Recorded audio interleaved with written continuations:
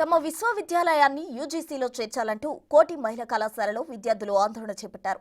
BRS ప్రభుత్వం మహిళా విశ్వవిద్యాలయంగా నామకరణం చేసినా ఇప్పటి వరకు ఎలాంటి గుర్తింపు ఇవ్వలేదంటున్న విద్యార్థులు చెబుతున్నారు.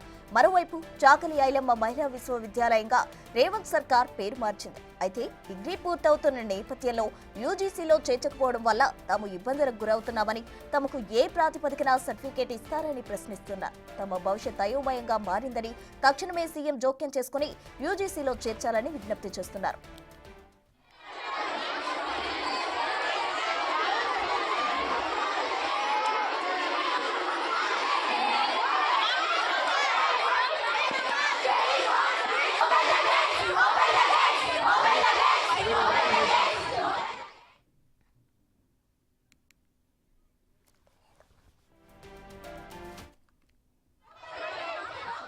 తమ విశ్వవిద్యాలయాన్ని యూజీసీలో చేర్చాలంటూ కోటి మహిళా కళాశాలలో విద్యార్థులు ఆందోళన చేపట్టారు.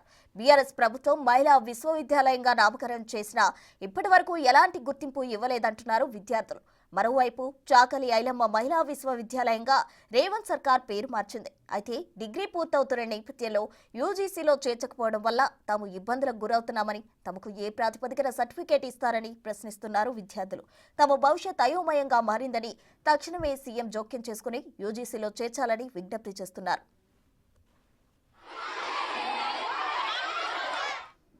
కోటి మహిళా విశ్వవిద్యాలయంలో విద్యార్థులు ఆందోళనకు దిగారు. తమను బీఆర్ఎస్ ప్రభుత్వం విశ్వవిద్యాలయంగా నామకరణం చేసినా ఇప్పటి వరకు ఎలాంటి గుర్తింపు లేదు అంటూ విద్యార్థులు ఆందోళనకు దిగిన పరిస్థితి. దీనికి సంబంధించి తాజా సమాచారం మా ప్రతినిధి హరికృష్ణ అందిస్తారు. హరికృష్ణ,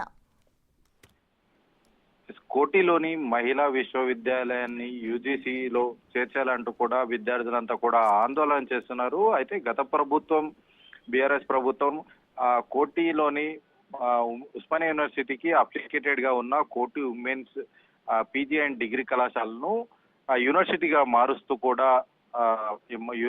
మారుస్తూ కూడా ఉత్తర్వులు జారీ చేసింది. అయితే ఇన్ టైంలో యూజీసీకి సబ్మిట్ చేయాల్సిన యూజీసీకి అప్రూవల్ తీసుకోవాలి, కానీ అప్పుడున్న ప్రభుత్వం అప్రూవల్ తీసుకోలేదు. అయితే యూజీసీకి అప్రూవల్ తీసుకోవాలంటే ప్రధానంగా హాస్టల్, ల్యాబ్, అదేవిధంగా ఫ్యాకల్టీ, ఇతరత్ర సదుపాయాలు అయితే కల్పించని కారణంగా అయితే యూజీసీ అప్రూవల్ ఇవ్వదు. అయితే గత ప్రభుత్వం ఏదైతే కళాశాలను కేవలం మహిళా విశ్వవిద్యాలయంగా మార్చింది తప్ప ఎలాంటి సౌకర్యాలు కల్పించలేదు. ఈ నేపథ్యంలోనే అప్పుడున్న అడ్మినిస్ట్రేషన్ సంబంధించిన అధికారులంతా కూడా యూజీసీకి అప్రూవల్ కోసం ప్రయత్నం చేశారు, కానీ యూజీసీ పెండింగ్ లో వచ్చింది. ఎందుకంటే మీ యొక్క కళాశాలలో ఎట్లాంటి సదుపాయాలు లేవు, అందుకోసం మేము పెండింగ్ లో ఉంచాము, ఇన్ టైంలో మీరు అన్ని కూడా సమకూర్చుకోవాలి, సమకూర్చుకున్న తర్వాత అప్రూవల్ ఇస్తామంటూ కూడా యూజీసీ చెప్పింది. కానీ అప్పుడున్న ప్రభుత్వం కానీ అప్పుడున్న అధికారులు ప్రభుత్వానికి విన్నవించినా కానీ సరే ప్రభుత్వం పట్టించుకున్న నేపథ్యంలో కూడా యూజీసీ యొక్క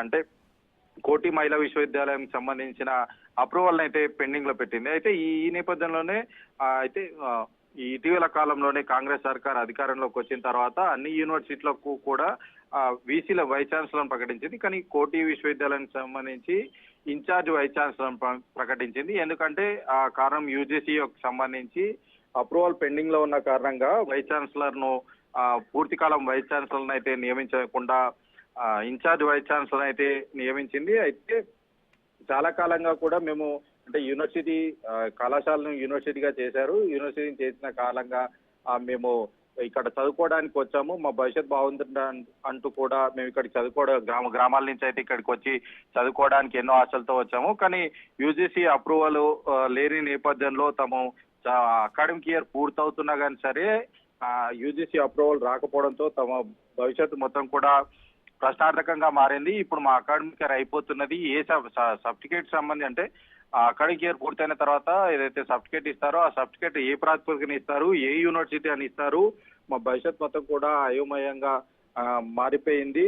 ఈ విషయంలో సీఎం రేవంత్ రెడ్డి జోక్యం చేసుకొని అయితే యూజీసీ అప్రూవల్ పొందే విధంగా కూడా ఆయన చర్యలు తీసుకొని మా యొక్క భవిష్యత్తును ఆయన కాపాడాలంటూ కూడా విద్యార్థులంతా